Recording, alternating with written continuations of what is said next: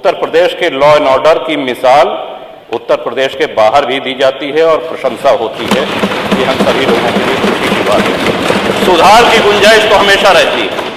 सरकारें हनक से चलती हैं, जनसेवा से चलती हैं, और जैसा कि मैंने पहले निवेदन किया, 30 वर्ष में पहली बार ये अवसर आया है कि अपनी कार्यशैली पर, अपने कार्यकलाप पर योगी जी के नेतृत्व में सरकार दोबारा आई है, रिपीट हुई है, और ये बहुत बड़ी उपलब्धि है, बहुत बड़ी उपलब्धि है। कि आज जहां हर तरफ, ठीक है,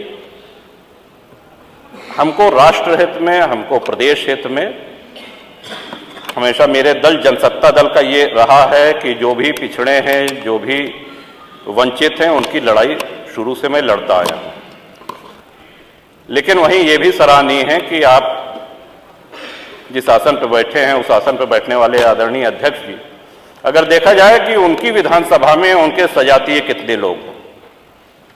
या माननीय संसदीय कार्य मंत्री जी बैठे हैं, शाहजहांपुर से लगातार 9वीं बार निर्वाचित होकर के आए हैं। कितने खन्ना मतदाता होंगे वहां पर, अपनी कार्यशैली से, अपनी संघर्ष क्षमता से और अपने व्यवहार से। क्योंकि विकास ही सब कुछ नहीं होता, बहुत आवश्यक है। हम सब लोग यहां बैठ करके विकास की ही चर्चा करते हैं, लेकिन जनता जो हमारा आकलन करती है, विकास के साथ साथ हमारा व्यवहार कैसा है, हम कितना उपलब्ध रहते हैं, हम जनसेवा करने के लिए कितना तत्पर रहते हैं, इस पर हमारा आकलन होता है। लोग इसलिए विकास की अपनी बहुत महत्वपूर्ण भूमिका से हम इनकार नहीं कर रहे हैं, लेकिन बहुत से ऐसे विधायक हैं, बहुत से ऐसे सांसद हैं जिनके क्षेत्र में उन्होंने बहुत विकास किया लेकिन चुनाव नहीं जीत सके, इसलिए कि उनके व्यवहार में, उनके क्रियाकलाप में कुछ कमियां थी। तो इसके साथ साथ जनता की सेवा हम बेहतर ढंग से कर सकें और जनता से जुड़े हुए मुद्दे हम बराबर सदन में उठाते रहें, इसके लिए ये आवश्यक है कि अधिक से अधिक सदन चले, माननीय विधायकों को अपनी बात, अपने क्षेत्र की समस्याएं रखने के लिए समय मिले। लॉ एंड ऑर्डर की बहुत बात होती है, कुछ लोग सहमत होंगे, कुछ लोग असहमत होंगे, लेकिन यही लोकतंत्र की खूबसूरती भी है। उत्तर प्रदेश के लॉ एंड ऑर्डर की मिसाल उत्तर प्रदेश के बाहर भी दी जाती है और प्रशंसा होती है। ये हम सभी लोगों के लिए खुशी की बात है। सुधार की गुंजाइश तो हमेशा रहती है। जो हमने ये दस्तावेज तैयार किया है, जो राज्यपाल का अभिभाषण है, जो बजट अभिभाषण है, इसमें सुधार नहीं हो सकता, ऐसा मानना ये उचित नहीं होगा। सुधार की गुंजाइश बिल्कुल रहती है, सदैव रहती है। और जैसा कि मैंने पहले कहा, अपनी बात समाप्त करते हुए उसको फिर से दोहराता हूं कि कोई भी सरकार इतनी अच्छी नहीं होती है जितना सत्ता पक्ष बताता है, और इतनी बुरी भी नहीं होती है जितना विपक्ष उसको कहता है। इन्हीं शब्दों के साथ आपने महामहिम श्री राज्यपाल के अभिभाषण पर मुझको बोलने का अवसर दिया। श्रीमान, आपका बहुत बहुत आभार, बहुत बहुत आभार, धन्यवाद। सभी दलीय नेताओं की भावनाओं से अपने आप को संबद्ध रखते हुए आपको धन्यवाद देते हैं, आभार व्यक्त करते हैं। जैसा कि आपके निर्वाचन के समय हम लोगों ने कहा था कि आपका ये कार्यकाल, ये नई परंपराओं का, कीर्तिमानों का कार्यकाल हो, ये हम सभी की शुभेच्छा थी। उसी तरह की आपकी कार्यशैली है और ये हम सभी लोगों के लिए गर्व की बात है।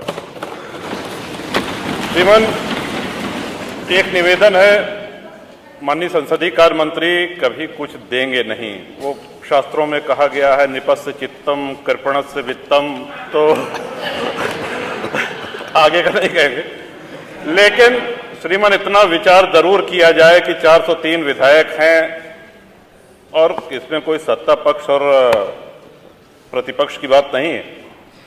अगर सभी लोग कह रहे हैं कि हाँ, हमारे क्षेत्र में पेयजल के लिए हैंडपंप की आवश्यकता है, भले आप सदन में मत घोषणा करिए, लेकिन आप जहां से होना है वहां इसको अवश्य हम लोगों की बात पहुंचाइए। क्योंकि अगर आपसे कुछ कहते हैं तो माननीय संसदीय कार्य मंत्री जी का एक बड़ा ही चुप करा देने वाला एक वक्तव्य है कि तुम घुटने के डॉक्टर से जो है दांत के दर्द की दवा मांग रहे हो।